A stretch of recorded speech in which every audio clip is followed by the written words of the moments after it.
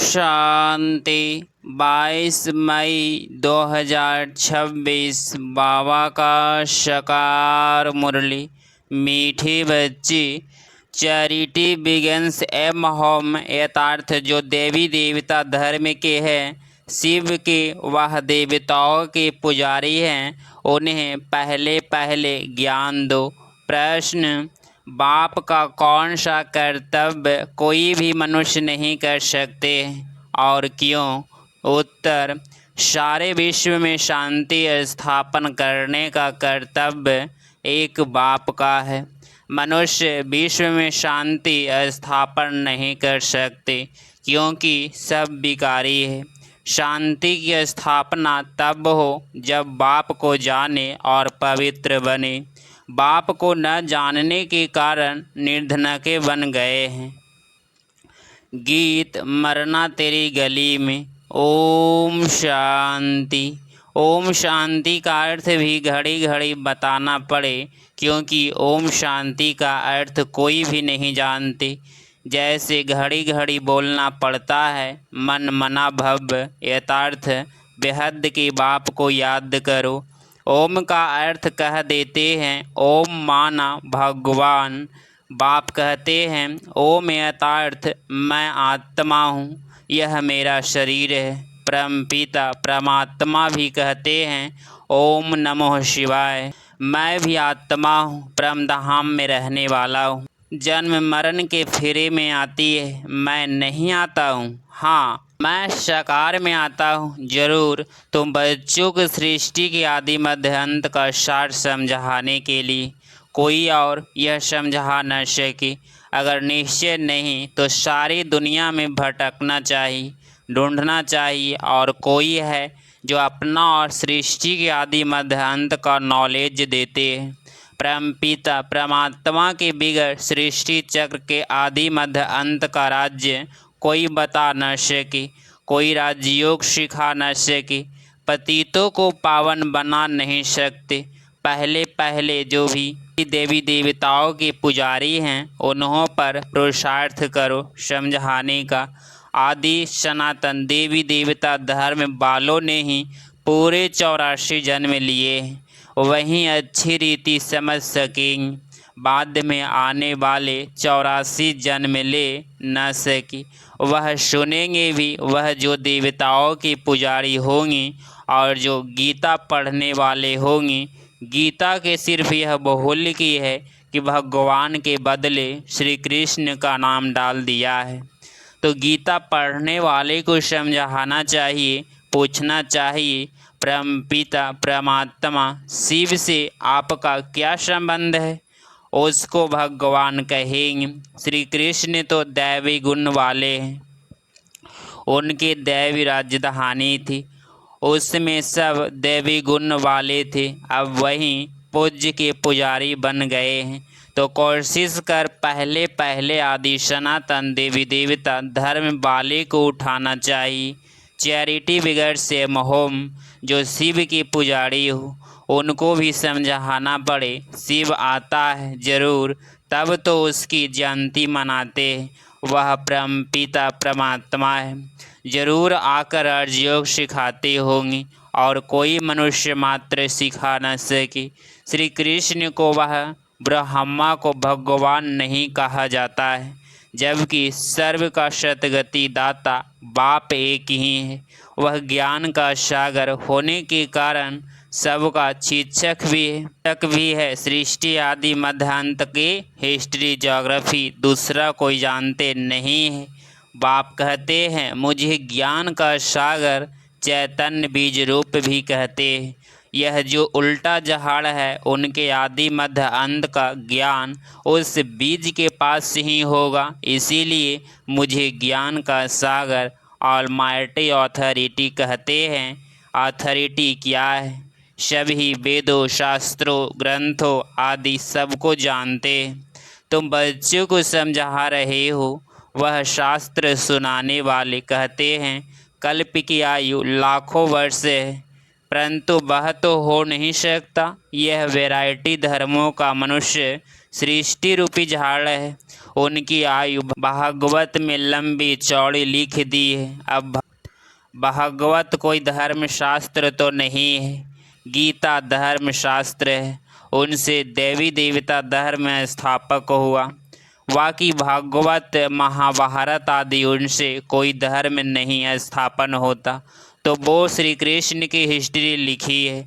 बाप समझाते हैं, बच्चे तुम देवी देवता धर्म वाले को समझाओ कि तुमने 84 जन्म लिए हैं। सतयुग में सिर्फ भारत ही था और कोई धर्म नहीं था। भारत ही स्वर्ग था, भारत ही उच्च ते उच्च गाया जाता है। और फिर परमपिता परमात्मा शिव का वर्थ प्लेस है जो आकर पतितों को पावन बनाते हैं। शिव की पूजा भी यहाँ होती है, जयंती भी यहाँ मनाई जाती है। जरूर पतित दुनिया में ही आया होगा। पुकारते भी सब हैं, पतित पावन आओ। भारत पावन था, फिर 84 जन्म का चक्र लगाया है।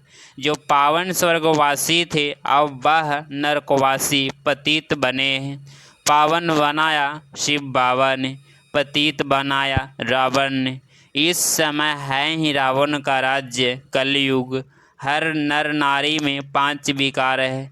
सतयुग में विकार थे ही नहीं, निर्विकारी थे। अब पतित है तब तो बुलाते हैं, आओ आकर हमको फिर से पावन बनाओ, पवित्र बनाओ। सतयुग में हम शुद्ध पावन थे।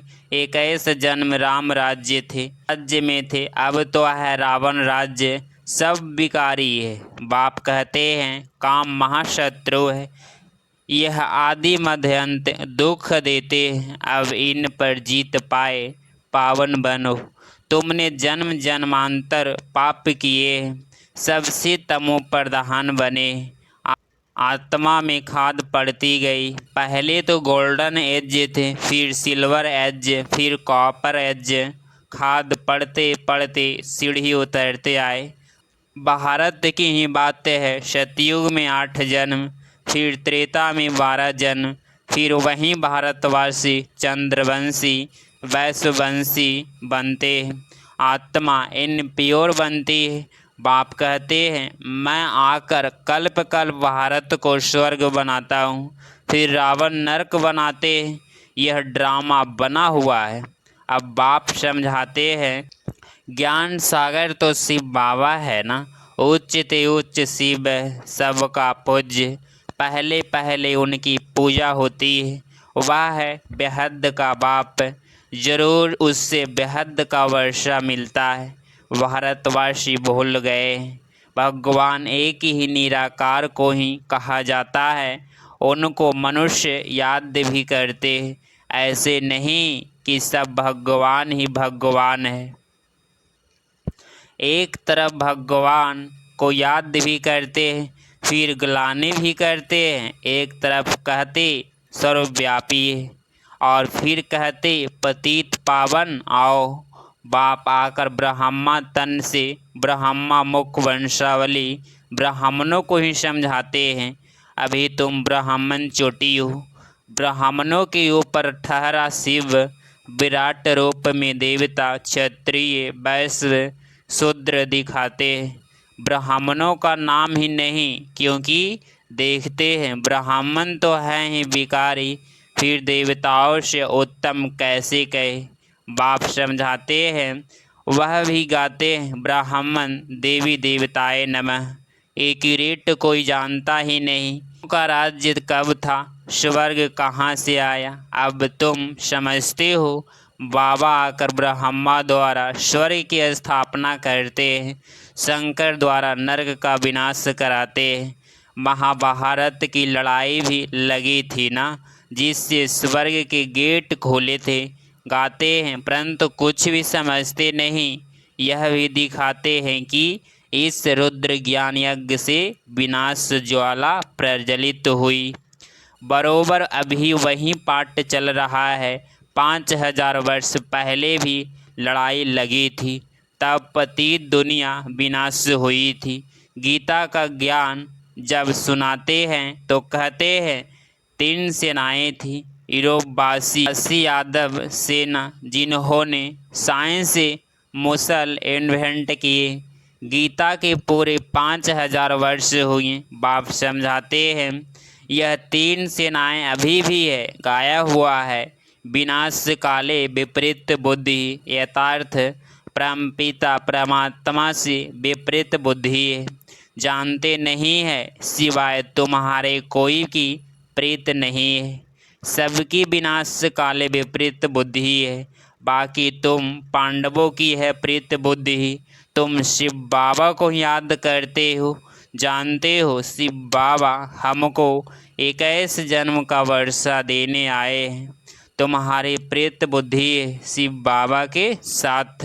बाकी तो कोई बाप को जानते ही नहीं। तो 3 सेनाएं हुई ना, तुम हो पांडव सेना। विनाश काल तो है ही, तुम जानते हो मौत सामने खड़ा है। शिव बाबा कहते हैं तुम पवित्र बनेंगी तो नई दुनिया का मालिक बनेंगी। सतयुग में एक ही देवी देवता धर्म था और कोई धर्म नहीं था। अभी और सब धर्म है, बाकी आदि सनातन देवी देवता धर्म है नहीं। अपने को देवी देवता समझते ही नहीं है। कहते हैं हम तो पतित हैं, देवताओं के आगे महिमा गाते हैं। तुम सर्वगुण संपन्न 16 कला संपूर्ण हो। अपने को कहते हैं हम भिखारी हैं, मैं निर्गुण, हारे में कोई गुण नहीं। बाप को याद करते हैं। तुमको भी एक बाप को याद करना है। बाप को याद करने बिगर पावन नहीं बनेंगे तो उच्च पद नहीं पाएंगे। अब पवित्र दुनिया का जब विनाश हो तब ही दुनिया में शांति हो। मनुष्य कोशिश करते हैं भारत में और दुनिया में शांति हो, परंतु वह तो एक बाप का ही काम है। मनुष्य तो है ही भिखारी, वह शांति कैसे स्थापन कर सकते हैं। घर घर में ही झगड़ा है। बाप को न जानने के कारण बिल्कुल ही निर्धन के बन पड़े हैं। सतयुग में बिल्कुल ही पवित्रता सुख शांति थी। अभी फिर बाप वह पवित्रता सुख शांति स्थापन कर रहे हैं और कोई कर न सके। भारतवासी अब नरकवासी है। स्वर्ग में जब थे तो पुनः जन्म भी स्वर्ग में लेते थे। अब पतित है, इसीलिए पतित पावन बाप को याद करते हैं। अभी तो बच्चे जानते हैं प्रलौकिक बाप को याद करने से ही विकर्म विनाश होंगी। लौकिक बाप से याद करने से हद का वर्षा मिलता है। प्रलौकिक बाप बेहद की बाप से बेहद का वर्षा ले रहे हो, यह समझने की बातें है। यह कोई सत्संग नहीं है, वह है ही भक्ति मार्ग, यह है ज्ञान मार्ग। तुमको खुशी होती है बाबा हमको स्वर्गवासी बनाते हैं। जो कल पहले स्वर्गवासी बने हैं वहीं अब बनेंगी। ब्राह्मण बनेंगी, बिगर देवता कभी बन नहीं सकेंगी। यह समझने की बातें है ना। अभी तो भारत में कोई कला नहीं रही है, किसको यह पता नहीं पड़ता। कुंभकर्ण के नींद में सोए पड़े हैं। तुमको बाप ने अभी जगाया है। तुम यहाँ आए हो स्वर्गवासी बनने के लिए। सिवाय बाप के और कोई बना नहीं सकते। स्वर्ग कहा जाता है सतयुग को, नरक कहा जाता है कलयुग को। यथा राजा रानी तथा प्रजा अभी सब विकार से पैदा होते हैं। देवताएं कभी विकार से पुनः जन्म नहीं लेते। बच्चे अभी बाप से पवित्र रहने की प्रतिज्ञा करते हैं, लेकिन चलते चलते हार खा लेते हैं। फिर की कोई कमाई चट हो जाती है, बड़े जोर से चोट लगती है। अर्चवन सुनंती कथंती फिर भागंती हो जाते हैं। भल साक्षात्कार भी करते हैं, परंतु साक्षात्कार में माया का प्रवेश बहुत होता है। जैसे तो में एक दो की बात सुन नहीं सके, इसीलिए बीच में ही गड़बड़ कर देते हैं। यह भी ऐसे है, योग में माया विघ्न डालती है। मेहनत सारे योग में ही है। भारत का प्राचीन योग गाया हुआ है। अच्छा, मीठे मीठे सिकिलधे बच्चों प्रति माता पिता बाप दादा का याद प्यार और गुड मॉर्निंग। रूहानी बाप की रूहानी बच्चों को नमस्ते नमस्ते। धारणा के लिए मुख्य सार पॉइंट नंबर फर्स्ट, एक बाप से सच्ची प्रीत रख सच्चा सच्चा पांडव बनना है। मौत सामने खड़ा है, इसीलिए पवित्र बन पवित्र दुनिया का मालिक बनना है। पॉइंट नंबर 2, काम महाशत्रु है जो आदि मध्य अंत दुख देते हैं, उस पर जीत प्राप्त कर पावन बनना है। याद से विकारों की खाद निकाल आत्मा को गोल्डन एज बनाना है। 22 मई 2026 का वरदान, मरजीवे जन्म की स्मृति द्वारा कर्म बंधन को संबंध में परिवर्तन करने वाले परोपकारी भव। लौकिक कर्म बंधन का संबंध अब मरजीवे जन्म के कारण श्रीमत के आधार पर सेवा के संबंध का आधार है। कर्म बंधन नहीं, सेवा का संबंध है। सेवा के संबंध में वैरायटी प्रकार की आत्माओं का ज्ञान धारण कर चलेंगी तो बंधन में तंग नहीं होंगी।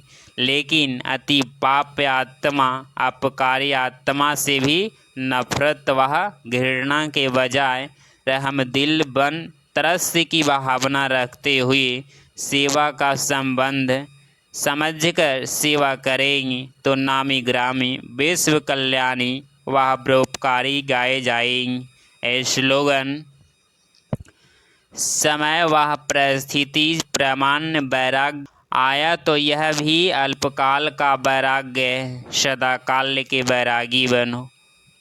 ये व्यक्ति सारे सदाचल अडोल एक रस से स्थिति का अनुभव करो। किसी भी प्रकार का विघ्न वह समस्या अथवा माया का वार नहीं है, लेकिन खेल के समान अनुभव हो तो खेल समझने में खुशी खुशी पार कर लेंगे।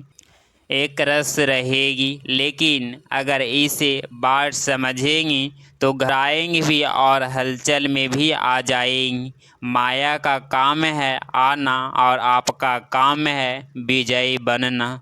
माया का काम है आना और आपका काम है विजयी बनना।